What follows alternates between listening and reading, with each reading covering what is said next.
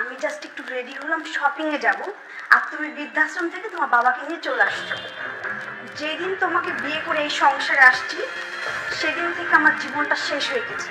সারাদিন শুধু তোমার এই সংসারে খাটতে খাটতে আমি আর নিজের জন্য একটা মিনিটও সময় পাই না। একটু শান্তির জন্য তোমার বাবাকে বৃদ্ধাশ্রমে রেখে এসেছিলাম, আর আজকে তুমি তাকে সাথে করে নিয়ে চলে আসছো।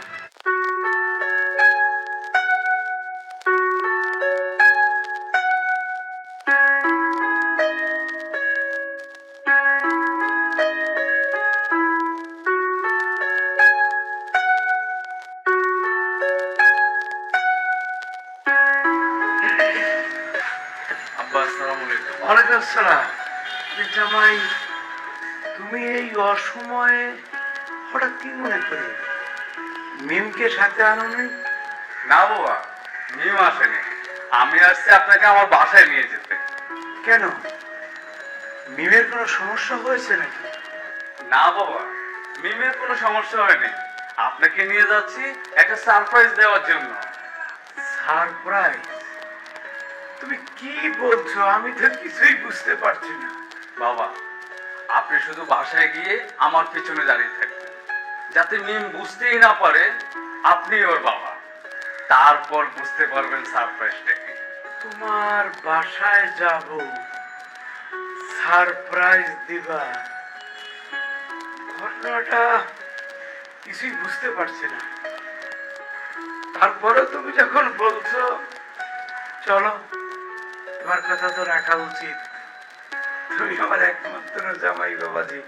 বাবা, আপনি কি এই ড্রেসে যাবেন?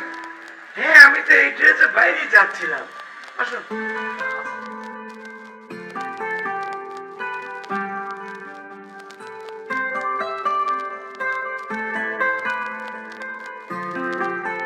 হ্যাঁ, আপনি এখানে বসে এই বসলাম।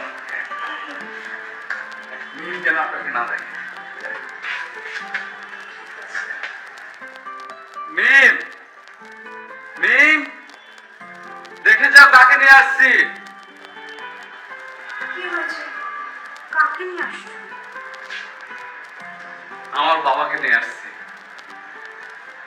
বাহ, খুব ভালো করেছো।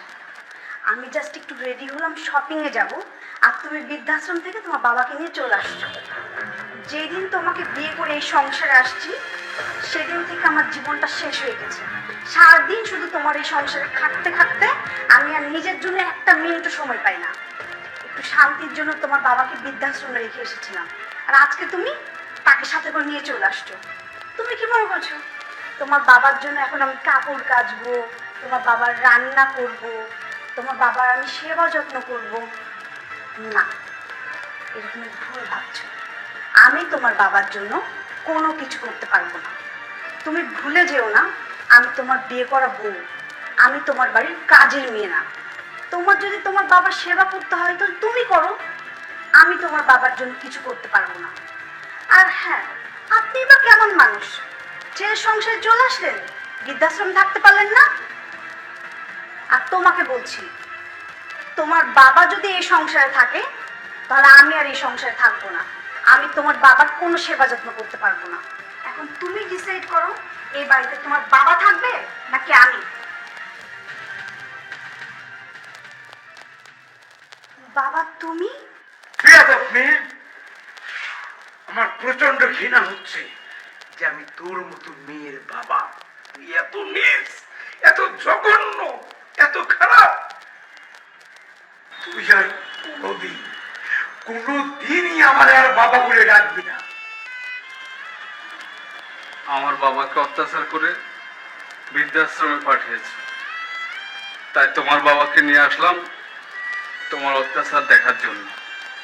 তোমার বাবাকে তুমি যতটা ভালোবাসো, আমার বাবাকে আমি ঠিক ততটাই ভালোবাসি। কিন্তু তোমার বাবা তোমাদের বাসায় খুব ভালো আছে, আর আমার বাবা বৃদ্ধাশ্রমে অনেক কষ্টে আছে। তুমি একটাবার ভাবো, তোমার বাবাকে তো তোমার বড় ভাইয়ের বউ মানে তোমার ভাবি বৃদ্ধাশ্রমে পাঠায়নি, কিন্তু আমার বাবা কেন বৃদ্ধাশ্রমে থাকবে? বাবা, আপনাকে বলেছিলাম না সারপ্রাইজ দেব, এটাই সেই সারপ্রাইজ। শোন, আমি এবং তোর মা অনেক কষ্ট করি তোরে লালন পালন করে বড় করেছি। ঠিক তদ্রূপ তোর শ্বশুর শাশুড়ি অনেক কষ্ট করে তাদের ছেলেকে বড় করেছে, লালন পালন করেছে। তোর কাছে তোর বাপ মা যেমন সম্মানিত, তোর বাপ মারে তুই যেমন স্নেহ করিস, তোর শ্বশুর শাশুড়িকেও তেমনই স্নেহ করবি বা করা উচিত। তোর শ্বশুর শাশুড়িকে কেন বাবা মা হিসাবে, শ্বশুর হিসাবে মেনে নিতে পারিস নাই? আরে তুইও তো একদিন মা হবি, তুইও শাশুড়ি হবি। তুই তোর শ্বশুরের সঙ্গে যেভাবে আচরণ করেছিস, তোর বেটার বউ তোর সাথে সেই দিন সেই রকম আচরণ করবে, তখন বুঝবি কেমন লাগে। বাবা, তুমি আমাকে ক্ষমা করে দাও। আমি আর আমার শ্বশুরের সাথে কখনো খারাপ ব্যবহার করবো না। মারে, আমি মাফ করার কে? যদি তোর শ্বশুর জামাই তোকে মাফ করে, তবে আমি মাফ করবো। তুমি আমাকে মাফ করে কি দাও। করছো? দাঁড়াও দাঁড়াও।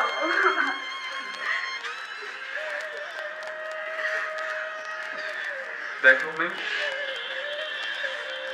আমার বাবা, তোমার বাবা, সব বাবাই তো বাবা।